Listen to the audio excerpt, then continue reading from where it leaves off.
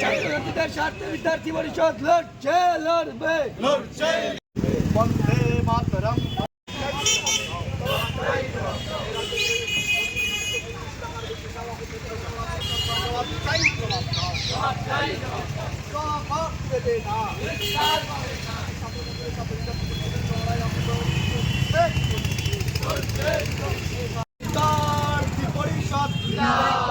বন্দে মাতরম। বন্দে মাতরম। রাজ্য সরকার জবাব চাই, জবাব দাও। জবাব চাই, জবাব দাও।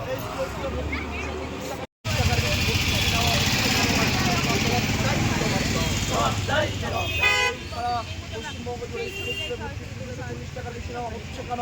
রাজ্য সরকার জবাব চাই, জবাব দাও। জবাব চাই, জবাব দাও।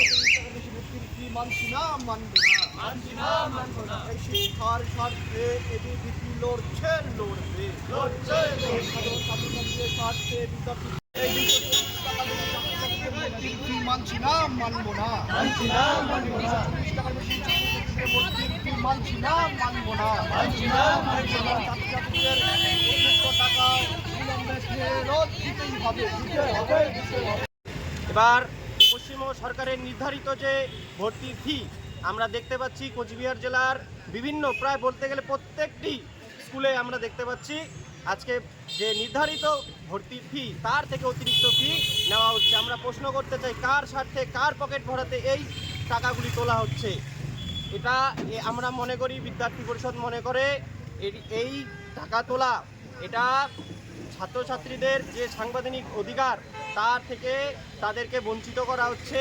তাদের থেকে অতিরিক্ত ফি নেওয়া মানে আজকে ছাত্রছাত্রীরা আজকে দেখুন কোচবিহার জেলা অর্থাৎ একটা কোচবিহার জেলার বেশিরভাগ জনগণ এখানকার কৃষি নির্ভর, তারা দরিদ্রতায় বসবাস করে। আজকে সেখান থেকে তাদের পক্ষে সম্ভব কি করে সম্ভব যে তারা ভর্তির থেকে অতিরিক্ত ফি তারা দেবে? এর থেকে আমরা মনে করি খুব শীঘ্রই আজকে আমরা ডিআই অফিসে এসেছি, আমরা ডেপুটেশন দেব। আমরা 7 দিনের সময় দিয়ে যাব। 7 দিনের মধ্যে যে অতিরিক্ত ফি প্রত্যেক ছাত্রছাত্রীদের কাছ থেকে নেওয়া হয়েছে তাদেরকে সেটা ফেরত দিতে হবে। ধন্যবাদ। আপনার নাম? শুভদীপ শীল, এবিপি উত্তরবঙ্গ প্রদেশ সহ সম্পাদক।